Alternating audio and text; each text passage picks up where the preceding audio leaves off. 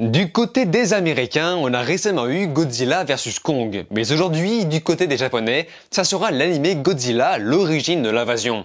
Voyons maintenant si ça pèse dans le game.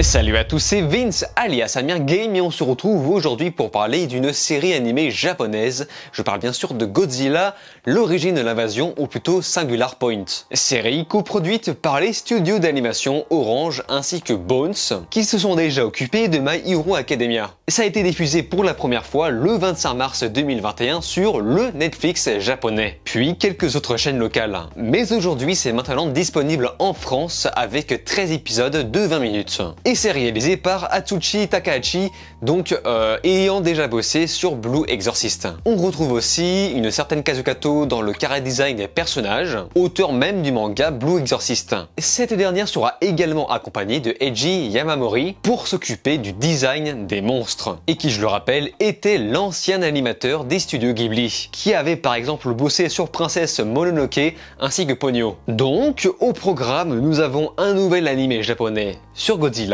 plus des créateurs talentueux aux commandes.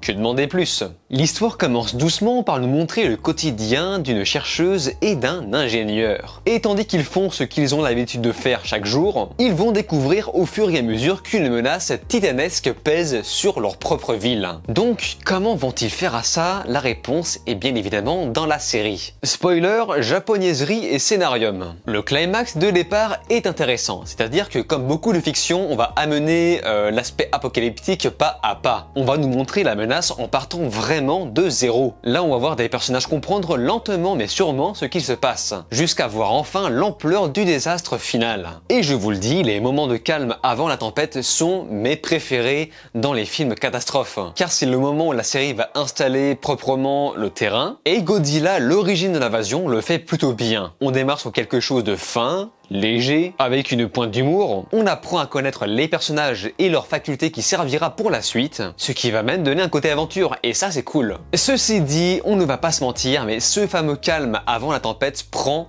beaucoup trop de place dans cette série. Sous prétexte que des petits monstres seront introduits dès le premier épisode, l'histoire elle sera interrompue par énormément de longueur, même si je savais pertinemment que c'était nécessaire pour l'avancement de l'histoire. J'ai l'impression que ça se réveille lorsque Godzilla se met vraiment en action, donc l'épisode 9, c'est-à-dire quasiment vers la fin. Mais heureusement qu'un vrai lore est construit autour du développement des personnages. Et c'est ça qui change vraiment par exemple des derniers films américains qui font mais vraiment n'importe quoi. Mais ceci dit, il y a quand même des choses qui m'ont un petit peu coupé dans mon élan, comme par exemple le robot dont je ne suis pas très fan, car même si ça donne l'occasion d'avoir de bonnes scènes d'action, je trouve que ça pète la difficulté imposée au personnage, accompagné de plus par un délire autour d'une intelligence artificielle qui m'a un peu fatigué. Au début je trouvais ça marrant, mais vers la fin c'était un petit peu lourd. Surtout si vous regardez en VO avec tous les stéréotypes japonais qui font siffler les oreilles. FIG43 から FIG65 に関しては一致するデータが見つけられなかったので、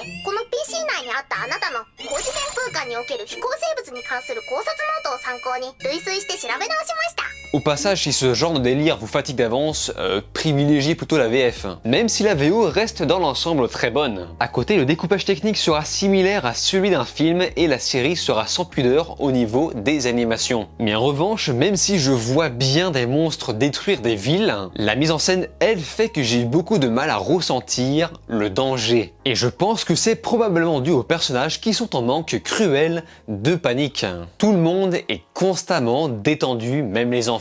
Personne n'a vraiment l'air de se rendre compte du danger. Je n'ai jamais vraiment ressenti le poids de l'enjeu, ce qui m'a fait déconnecter un petit peu de la série. Bon, par contre, visuellement, je trouve personnellement qu'on ne s'est pas trop foutu de notre gueule. Surtout que là, on sort de Valkyrie Apocalypse et d'après les commentaires que j'ai pu lire, beaucoup de gens s'étaient plaints de l'animation trop saccadée, trop storyboard, et ça m'a surpris de voir que des gens se plaignaient de ça à côté de La Voix du Tablier où tout le monde trouvait ça révolutionnaire. La Voix du Tablier qui est littéralement un storyboard vivant. Mais Godzilla, l'origine de l'invasion, va vraiment proposer une animation fait main, animation à l'ancienne qui donne un cachet esthétique, mais qui peut aussi jurer avec le Godzilla CGI, mais pas tant que ça. Parce que oui, tous les monstres sont faits en 3D et le premier qu'on peut voir apparaître est selon moi vraiment magnifique. Autant techniquement qu'artistiquement. Alors ça bave sur certains plans, évidemment. Mais c'est du vrai cel shading qui cherche à matcher le plus possible au dessin fait main de base. Et ce procédé matchera également grâce aux textures des monstres. Même si on voit très bien que c'est de la 3D. Voilà, n'abusons pas. Et de plus, il y a d'autres monstres où bizarrement ça ne marche pas du tout. Mais le bestiaire est très varié avec un vrai écosystème sur le fonctionnement vital des monstres, et de plus, les décors nous fait bien ressentir la saveur de l'atmosphère japonaise. Donc forcément, ça fait on ne peut plus plaisir. L'utilisation des couleurs parfois bleutées donne un cachet qui donne ce fameux côté ancien, et c'est ça qui est bon. Bon, par contre, je suis pas hyper fan de la musique du générique, même si le visuel apporte sa propre identité.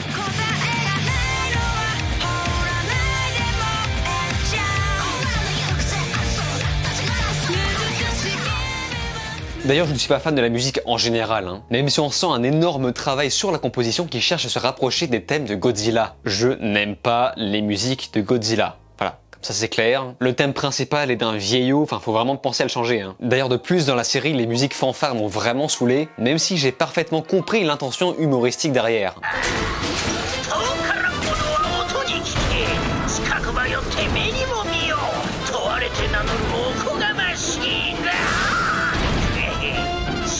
Godzilla, l'origine de l'invasion, ou plutôt Singular Point, est une très belle tentative. La série n'a clairement pas à rougir sur le plan technique, en tout cas c'est mon avis, mais c'est plutôt l'écriture qui pêche, n'apportant que très peu d'intérêt pour cette série. Je n'irai donc pas forcément recommander cette dernière, sauf pour les fans absolus de Godzilla qui, je pense, s'en donneront à cœur joie. Donc de ce point de vue, c'est purement et simplement subjectif. Si vous aimez les trucs de catastrophe, vous allez kiffer, encore plus si vous aimez Godzilla. Mais si ce n'est pas le cas, cette série ne sera donc pas forcément une priorité. En tout cas, de votre côté, votre avis m'intéresse si vous avez déjà vu la série, ou si vous ne l'avez pas encore vue, n'hésitez pas à me dire si vous comptez la regarder. Comme d'habitude, je lis et réponds à quasiment tout le monde. Sur ce, on se laisse ici, n'oubliez pas de vous abonner à ma chaîne YouTube, cliquez sur la cloche, likez, partagez et de regarder mes autres vidéos. Je vous dis alors ciao et à la prochaine.